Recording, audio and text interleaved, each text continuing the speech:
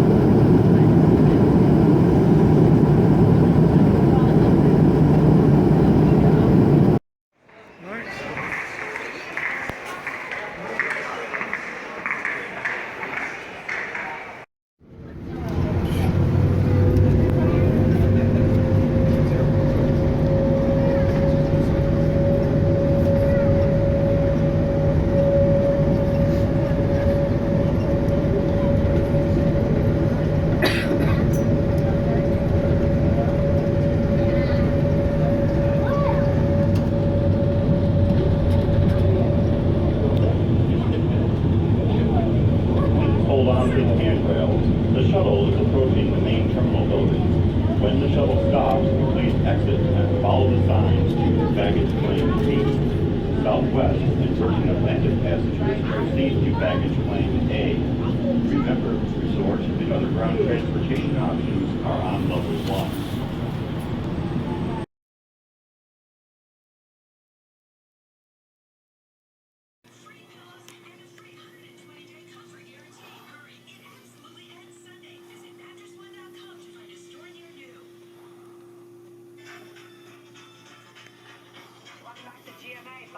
Taking over Times Square this morning, we have a huge party, a dance party about to happen. Dancing is a theme today. We just learned Ginger. Ginger's latest connects everybody. Ended up watching Geo.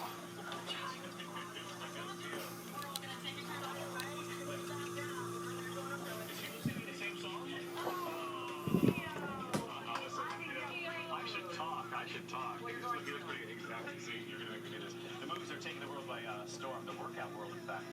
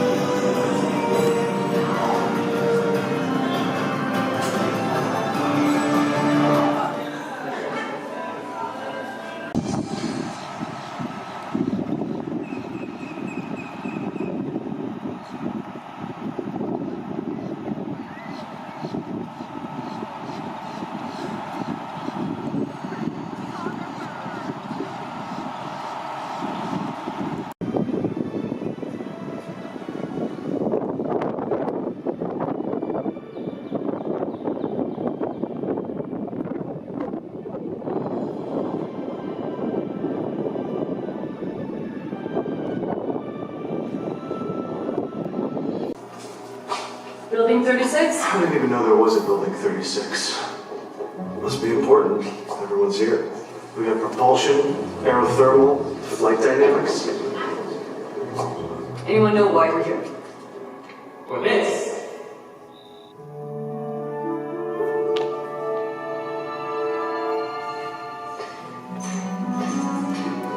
Good morning. We're going to create America's next spacecraft. All morning, NASA spokesman Hugh Harris has repeatedly assured us that everything is going smoothly. Certainly those involved here today.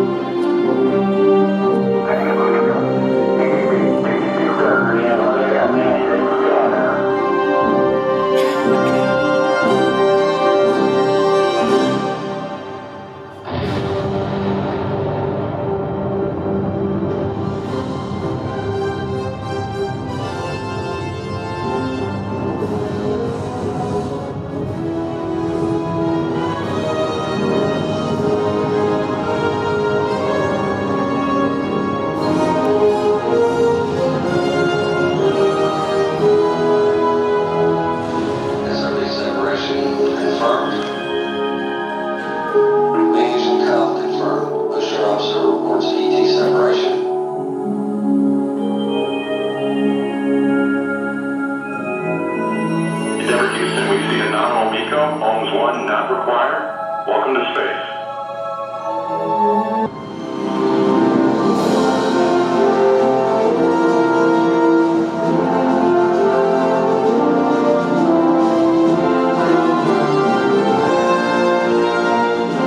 A ship like no other is placed in history secure.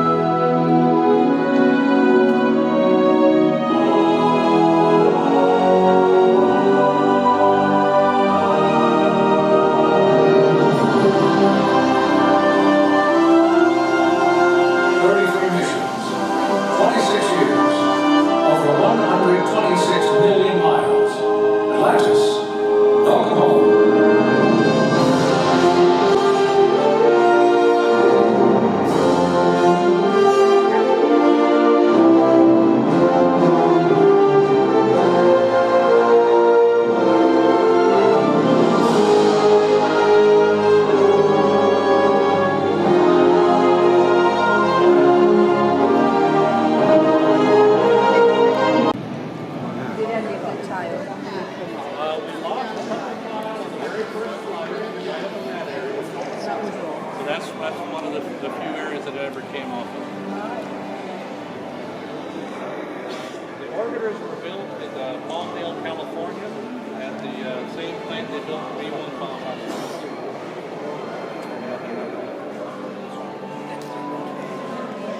Well, that whole area is called Air Force Plant 42, and it was originally built bombers during World War II.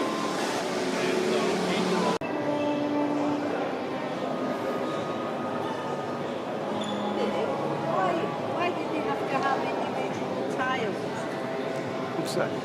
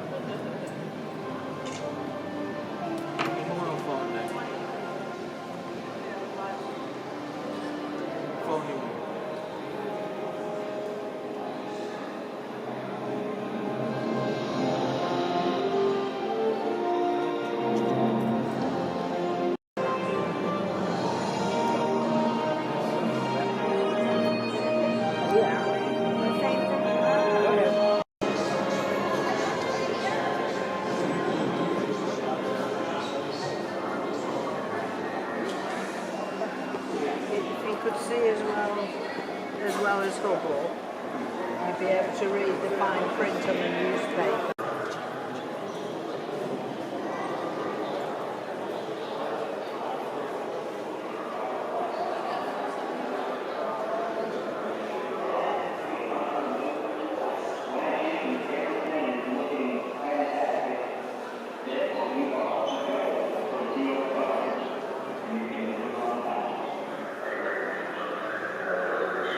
And that was Atlantis, wasn't it? We were looking at the last.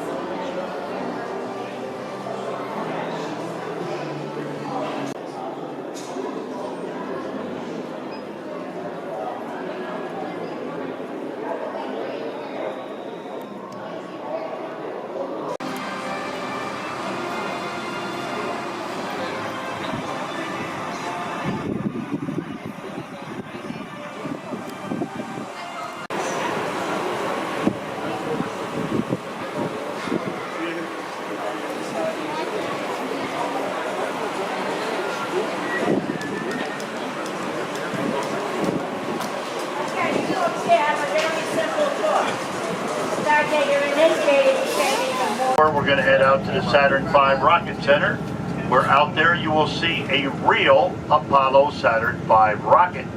And they made one more shot to the moon back in the early 1970s. This is the actual rocket that they would have set up. It's not a mock-up. It's not a replica. This is the real deal.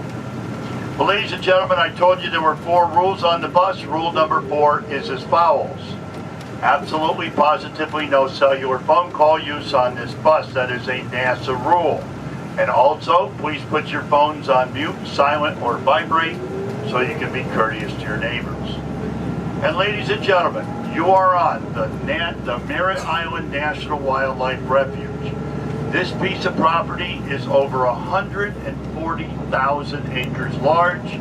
That's 220 square miles. So when you're not watching the films, pay attention to the canals up in the trees. I'll try to spot the wildlife out. That brings me to rule number 4. You are more than welcome to take as many pictures out here as you like, ladies and gentlemen. But please, no pictures of the driver. He's wanted in 7 states. Just ahead is one of the world's largest buildings by volume, the Vehicle Assembly Building, or VAB. It was built for the Apollo program in the 1960s and stands 525 feet or 160 meters high. The American flag you see on the front is 21 stories tall. The VAB is where everything comes together before a launch. The Apollo and Space Shuttle vehicles were assembled for flight in the VAB.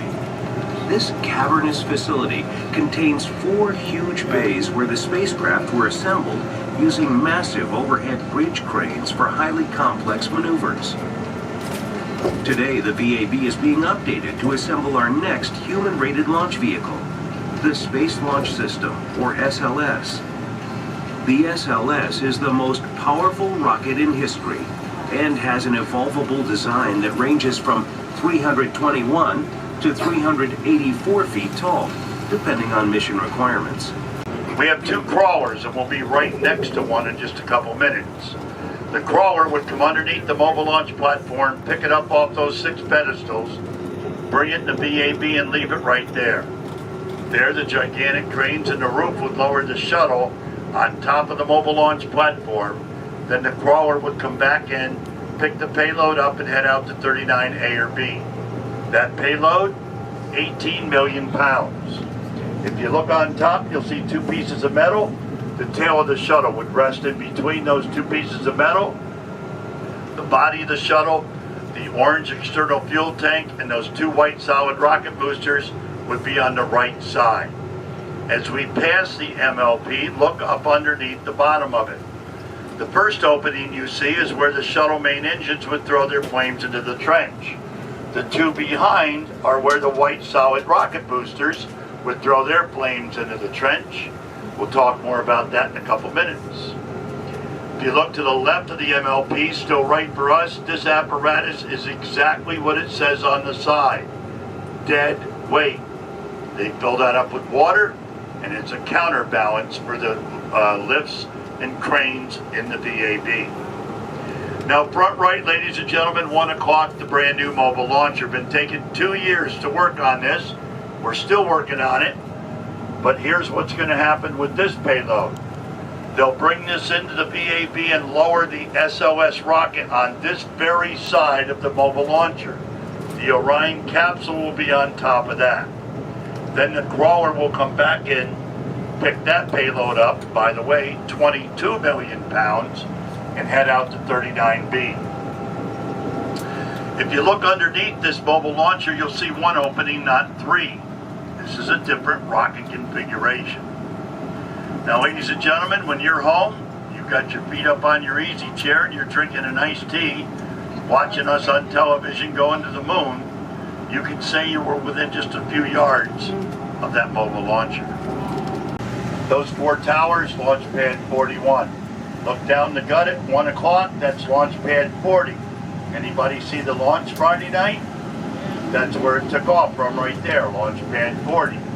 The whole area to the right is Cape Canaveral Air Force Station. I'll talk more in depth about that in a minute. Back over to the left, that mobile launch platform weighs 9 million pounds. The crawler underneath, 6 million pounds for 15 million pounds of NASA apparatus.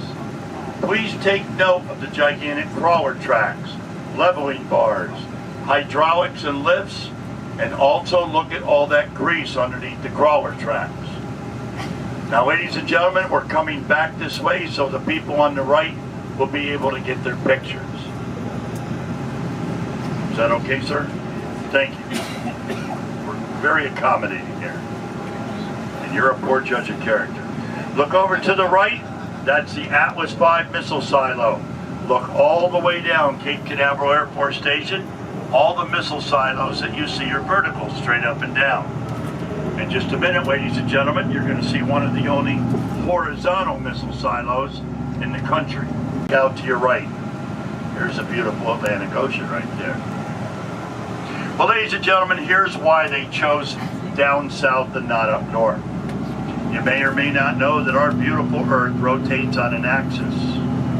The closer you are to the equator, the faster the Earth rotates. When you are standing right here at Kennedy Space Center, you are spinning at 918 miles an hour. That's how fast our Earth spins right here, right now.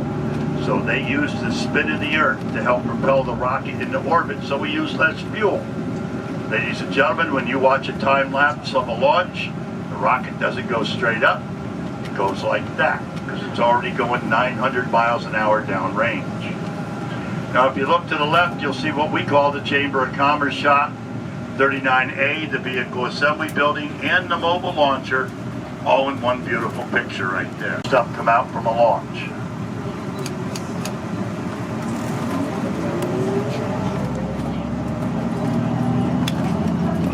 Nowhere else on KSC is preparation for the future as obvious as at Launch Pad 39B. Built as an identical pad to 39A for the Apollo Saturn V rocket, Pad B was also updated for the Space Shuttle program. All right, ladies and gentlemen, wait till I stop the bus. If you're on my side, don't step on any toes. You're allowed to stand up and take a picture. This is 39B. This is where we're going back to the moon, Mars, and beyond. If you look to the right side of the launch pad, you will see a water tower, just like the one I pointed out at 39A. The top of that tank holds 300,000 gallons of water. The pipe underneath holds 100,000 gallons of water. 20 seconds before they light the rocket off, all 400,000 gallons of water is dumped on top of the mobile launch platform into the flame trench. Ladies and gentlemen, the main reason for that water is sound suppression. If they didn't put the water in the flame trench, every window at Kennedy would be blown out. But worse than that, the shuttle would have been completely shaken apart by the vibration.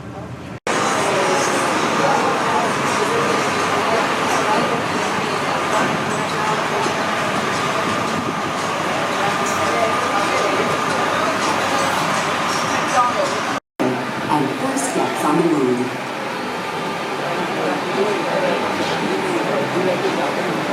Left. Go left.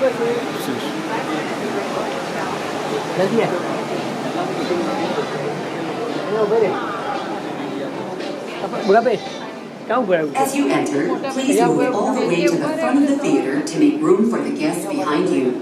Our presentation will begin shortly. When I was a kid, I used to dream about flying through space. Every week on TV, I'd watch my heroes as they jumped into their rocket ships and took to the stars. And I wanted to be like them. They had courage, imagination, and no problem ever stood in their way for long. You know, in the end, when we actually did send men into space, it turned out that those were exactly the qualities it took. I'm John Hudson. This is Pad 39 of the Kennedy Space Center. I was a launch controller here when from this very spot, man took off to fly to the moon. Please watch your step and use the handrails on the stairs. Continue moving forward in order to make room for the guests entering behind you. Guests with special physical needs, including wheelchairs and hearing disabilities, please be seated in the front row. Before the launch of Apollo 8, right here where it actually happened.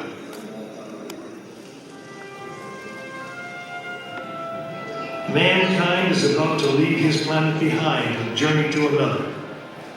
It is one of those rare moments when history is not being made, destiny is being embraced.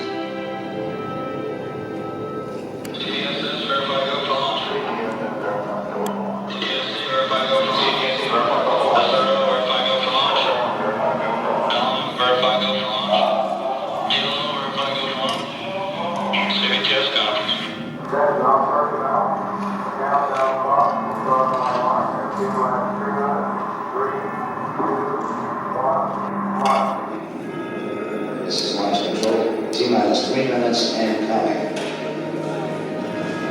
We've completed our communications checks with the Apollo 8 astronauts in the cabin, and the communications are go. 20 seconds, all aspects. We are still to go at this time. T-minus 15, 14, 13, 12, 11, 10,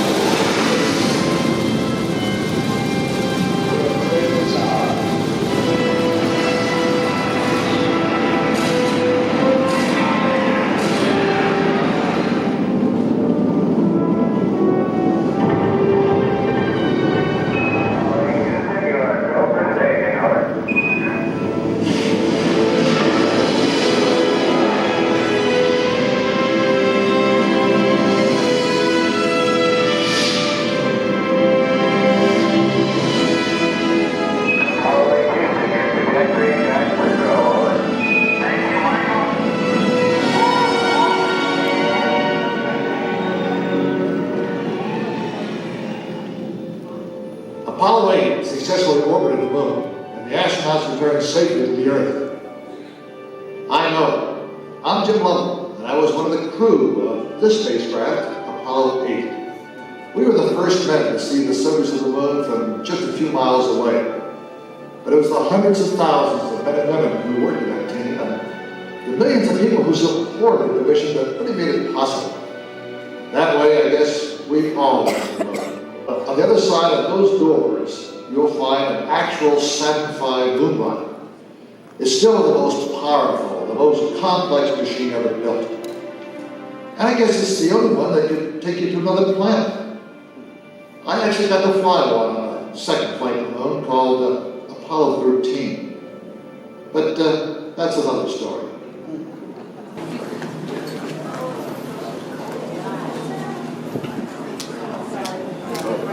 Oh my goodness. Wow. That's impressive. Even to me.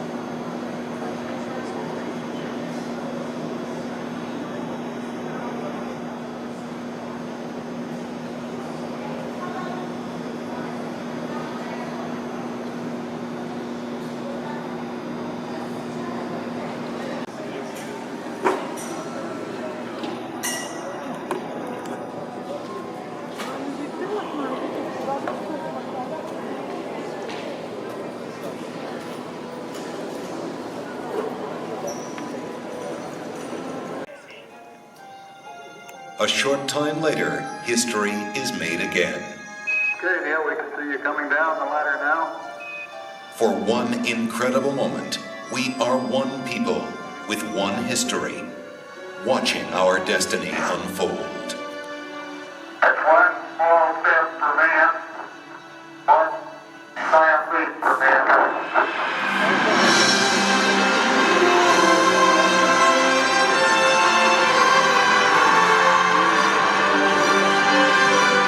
Armstrong is on the moon. Neil Armstrong, 38-year-old American.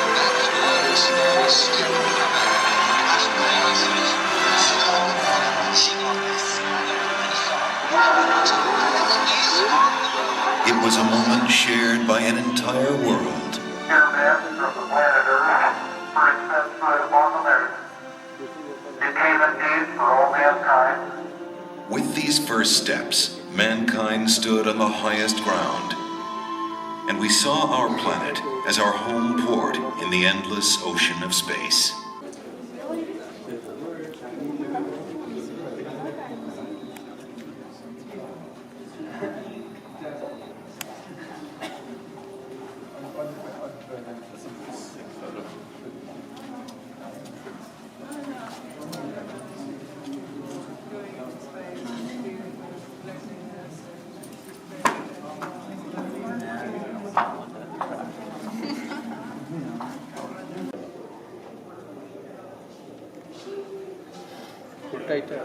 Set എടുക്കില്ല.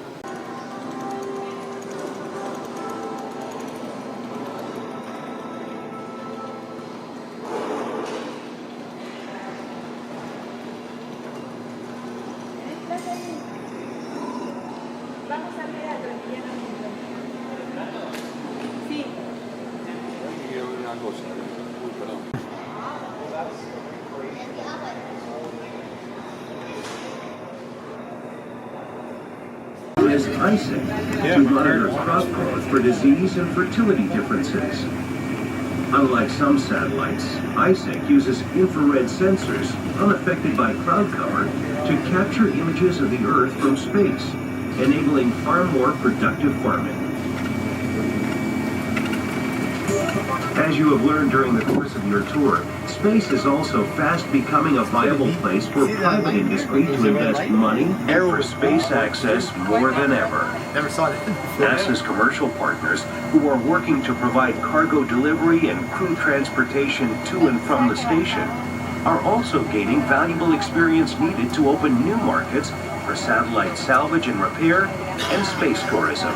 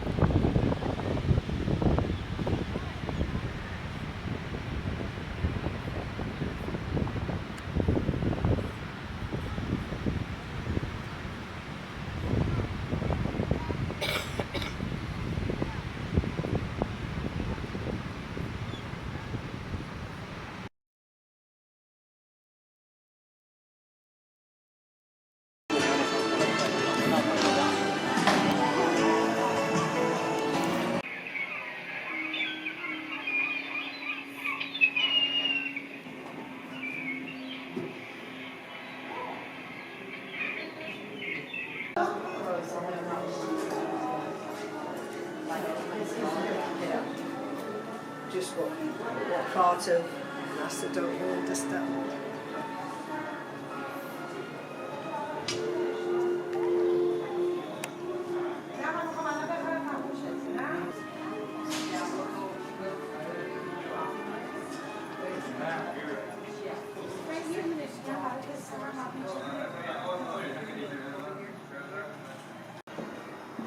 Hey, Hi, can I help you? Yes, sir.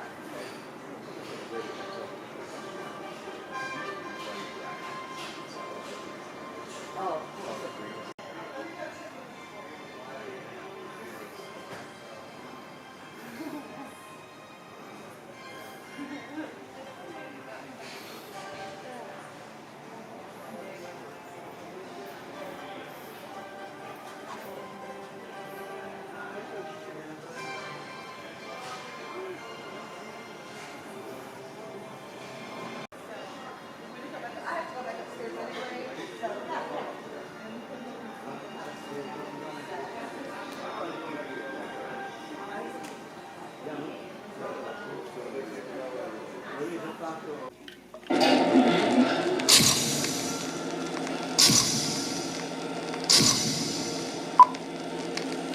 Start launching people again, so we're in between programs, and what we're doing now is renovating and remodeling all the stuff here.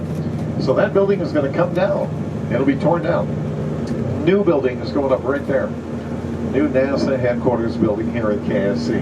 7-story, eco-friendly, highly efficient new building. Next building over there, the whitish-looking building, is not going to be torn down. That's a very important place. That's called the Operations and Checkout Building. There's a big warehouse in the back side of that building.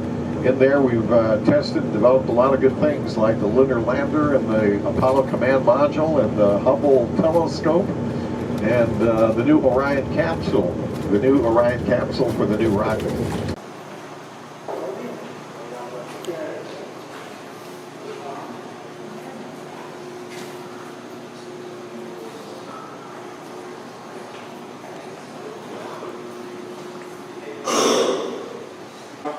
He was well for the predecessor of the International Space Station. What it was about 30 feet in length, 10 feet in diameter. You got a scale model of what we used to launch it on, Titan 3C.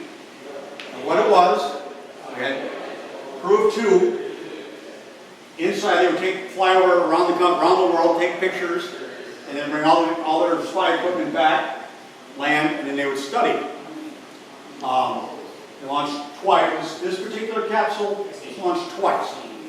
The first time to make sure that the rocket could get it into orbit, maintain orbit, and they brought it back. The second time was they had to figure out, and this was before Ed White on Gemini Program took his walk, they had to figure out how to get the crew from inside the capsule to the space station. So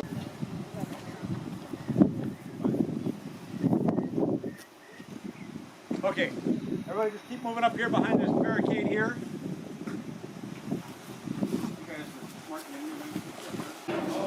Well, now welcome to the blockhouse at pad 26. This is the firing room B.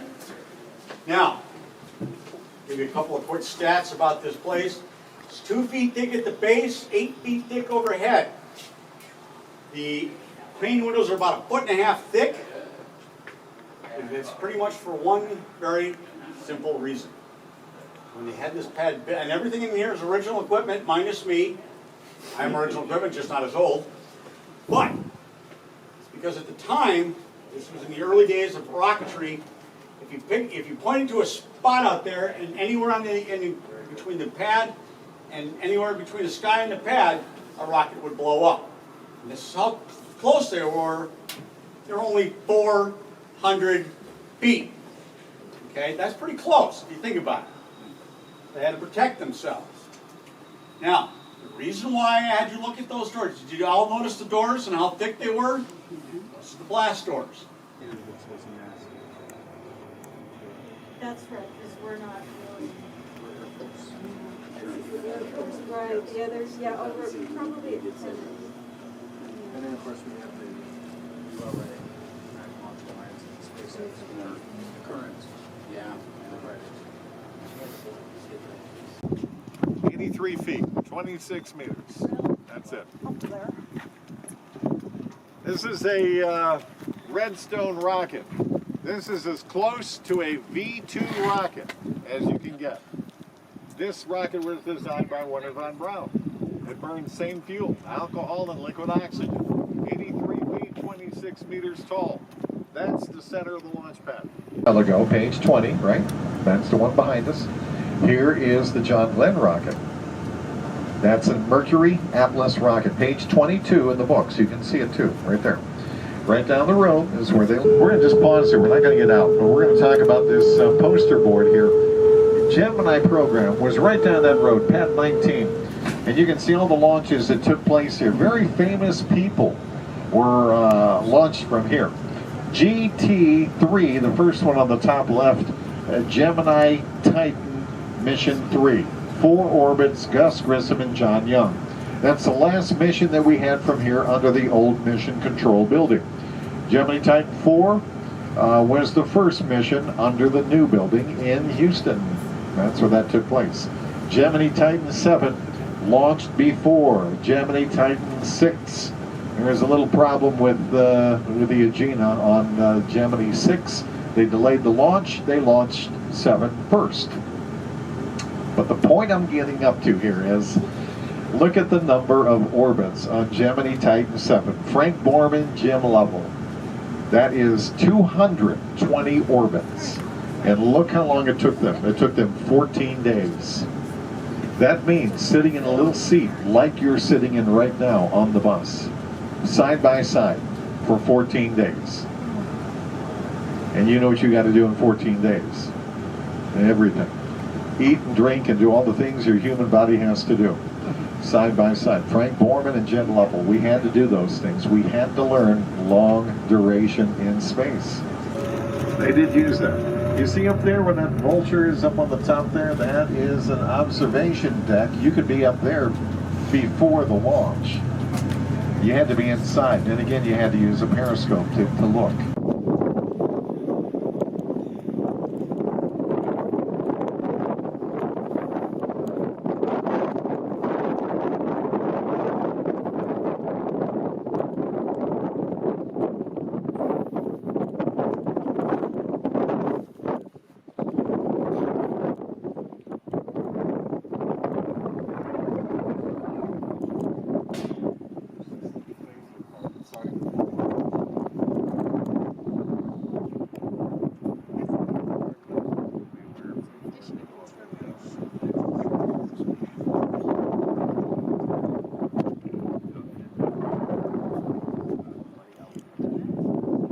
Sides, we got a lot of animals in these waters. We have manatee, dolphin, alligators, a lot of things. You might see stuff. Now you can see the 3 active pads again. Pad 37, I already told you, Apollo 5 launched from there. A lot of Saturn 1s and 1Bs launched from there, as well as Pad 34. Up to the front right, you got the poles over there with the white tips. Pad 40, that's the SpaceX launch pad. We did launch the Cassini probe from there. Are you familiar with the Cassini probe? It's been up there since 1997. It's been taking a lot of cool pictures of Saturn. It's still there. It's at the end of its life. We're going to fly it through the rings of Saturn and take some pictures. If it doesn't get zapped by a big chunk of ice or something in the rings of Saturn, it's going to impact on the surface of Saturn. All right. We're coming up on the VAB. All the moon rockets, every one, all the shuttles were assembled in there. The big gray vertical sections on the side of the building, you see those big gray sections there? Those are the high bay doors. You got to open those doors to get the rocket or shuttle out of the building. They are the biggest doors in the world. They're 456 feet, 130 meters tall. Each panel on the doors weighs 32 tons. There's a motor for each panel. They push them up into the ceiling when they open them up. All right, we're going to get a quick glimpse of the Launch Control Center here. To the right, smaller white building. It's got the satellite dishes up on the roof there. See them? Smaller white building right over there. It's got the 3 big poles on the satellite dishes. That's the LCC, Launch Control Center, right next to the VAB. And 3.5 miles away from that are the 2 launch pads. Anyway, there you go, VAB. The high bay doors, these are the west side high bay doors. On the opposite side are the east side high bay doors. 4 high bays, 4 high bay doors.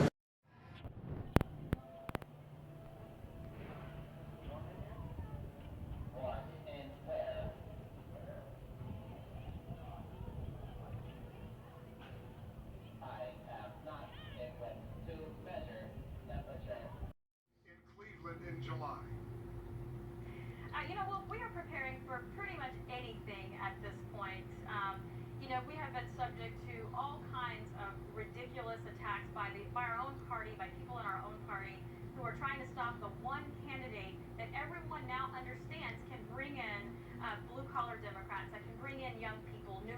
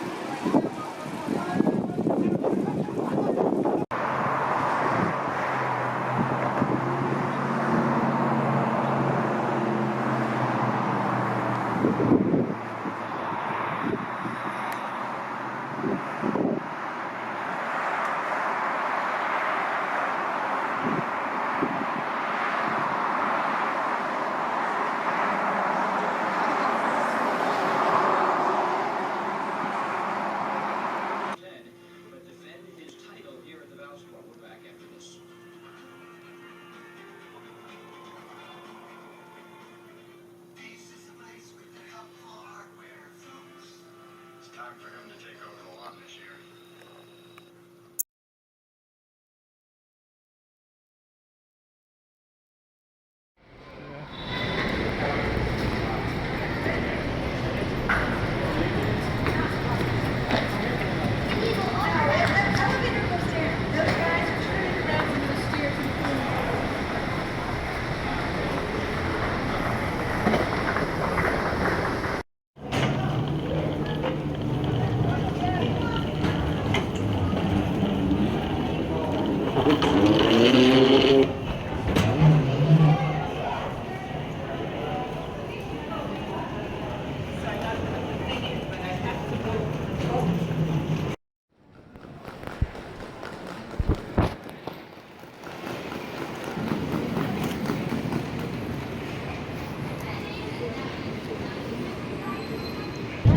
Please hold on to the handrails. When the shuttle stops, please exit for gates 70 through 99. Okay, so we got to 78.